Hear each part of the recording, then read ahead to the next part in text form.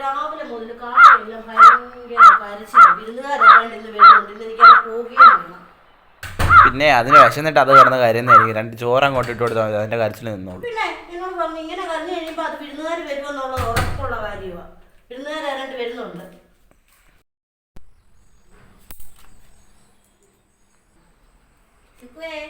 ആ എന്തോ ഇതെന്താ സന്ധ്യക്ക് നീ സന്ധ്യ അങ്ങോട്ട് മയങ്ങുന്ന സമയത്ത് ഇത്ര നേരം നീ ഇവിടെ ഇരിക്കുമല്ലായിരുന്നു? നിനക്ക് നാഗം വെട്ടാൻ സമയമില്ലായിരുന്നോ?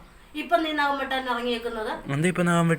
സന്ധ്യക്ക് മയക്കത്തിന് ആരും നാഗം വെട്ടത്തില്ല. പണ്ടത്തെ ആൾക്കാരൊക്കെ ഏറെക്കുറവ് പറഞ്ഞൊക്കെ ശരിയുള്ള കാര്യങ്ങളൊക്കെ. അവര് പറഞ്ഞ ശരിയാ. അപ്പൊ അവരുടെ സമയത്ത് ശരിയായിരുന്നു. അവരുടെ സമയത്ത് കറണ്ട് ഒന്നും ഇല്ലായിരുന്നു. രാത്രി നാഗം വെട്ടുമായിരുന്നു. അവരുടെ കാല് മുറിയെന്ന് അവർക്ക് അറിയാവുന്നതുകൊണ്ട് അവര് രാത്രി നാഗം വെട്ടല്ലെന്ന് പറയുന്നു.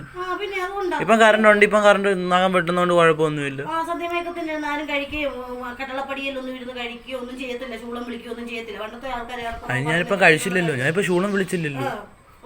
ഇപ്പോഴത്തെ പിള്ളേർക്കൊക്കെ ഇതൊന്നും പറയുമ്പോ ഒരു തമാശ പോലെ. നാളെ രാവിലെ ഇനി വെട്ടിയാൽ മതി. നിർത്താം.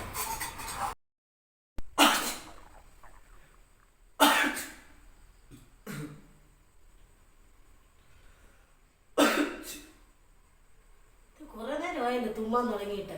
എന്താ ആരാണ്ട് കുറ്റം പറയായിരുന്നു?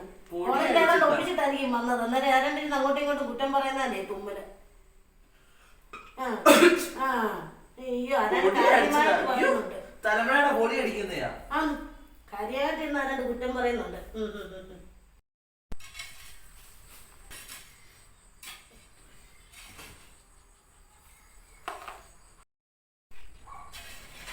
എടാ നീ കുറെ നേരമായാലും ഈ കാലിട്ട് ഇങ്ങനെ ആട്ടിക്കൂടെ? എവിടെ ഇരുന്നാലും ഈ കാലാട്ടാൻ നിനക്ക് ഇരിക്കാൻ അറിയത്തില്ലേ? ഈ കാലിങ്ങനെ ഇട്ടാട്ടുന്ന എന്ത് ദോഷമാണെന്നറിയോ? അമ്മച്ചന്മാർക്ക് അതിന്റെ ദോഷം. അമ്മച്ചന്മാർക്കോ എന്ത് ദോഷം? എന്റെ കാലാട്ടല്ലെന്ന് പഴയ ആൾക്കാർ പറയുന്നതെന്ന് നമുക്ക് അറിയാവോ? അയ്യോ ആ പഴയ അമ്മച്ചിമാരും മുറുക്കുമായിരുന്നു. ഇപ്പോഴത്തെ പിള്ളേര് കഞ്ചാവ് വലിക്കുന്ന പോലെ അപ്പുറത്തെ പണ്ടത്തെ അപ്പച്ചന്മാരും അമ്മച്ചിമാരും മുറുക്കാനായിരുന്നു മുറുക്കിക്കൊണ്ടിരുന്നത്. അപ്പൊ അവര് മുറുക്കി കഴിഞ്ഞാൽ അവർ കിണ്ടിക്കകത്ത് അത് മുറുക്കാൻ തുപ്പി വെക്കുമായിരുന്നു. അപ്പം എങ്ങാനും കൊച്ചു പിള്ളേര് കാലാട്ടിയിട്ട് ആ കിണ്ടി കമഴുവാണെങ്കിൽ ആ മുറുക്കാനും വെച്ച് തറ മൊത്തം മെഴുകേണ്ടി വരും. അതുകൊണ്ടാണ് അത് അപ്പച്ചന്മാരും അമ്മച്ചമാരും കാലാട്ടല്ലെന്ന് പറയുന്നത്. അല്ലാതെ ദോഷമൊന്നും ഉണ്ടായിട്ടല്ല. എന്നാ കിണ്ടി കൊണ്ട് വെക്ക്. അപ്പം അത് തട്ടി വീഴാതിരിക്കാൻ ഞാൻ ആട്ടാം. ആ സത്യമല്ലേ ഞാൻ പറഞ്ഞു?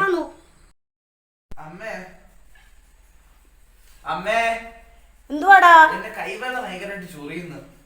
ഓ അതെ, പൈസ നിനക്ക് വരുന്നുണ്ടെങ്ങാണ്ട്. അതാ ഇത്രയും കാര്യമായിട്ട് ചൊറിയുന്നത്. എനിക്ക് ഇഷ്ടപ്പെട്ട അമ്മയുടെ ഈ അന്ധവിശ്വാസം. അതെന്താ? അതിന് മാത്രമല്ലല്ലോ ഇത്രയെല്ലാം പറഞ്ഞതെല്ലാം നെഗറ്റീവ് ആയിരുന്നു. ആകെ ഒരെണ്ണം മാത്രമല്ല. പൈസ വരുന്നെന്ന് പറഞ്ഞപ്പോഴത്തേക്കിനും മോന് ഭയങ്കര സന്തോഷം അല്ലേ? എന്നും പറഞ്ഞത് നടക്കണമെന്ന് ഒരു നിർബന്ധം ഇല്ലല്ലോ. കൈവെള്ളം ചൊറിഞ്ഞല്ലേ നീ പറയണം എന്നോട് കിട്ടിയോ ഇല്ലയോ എന്നുള്ളത് പൈസ കേട്ടോ. ശരി.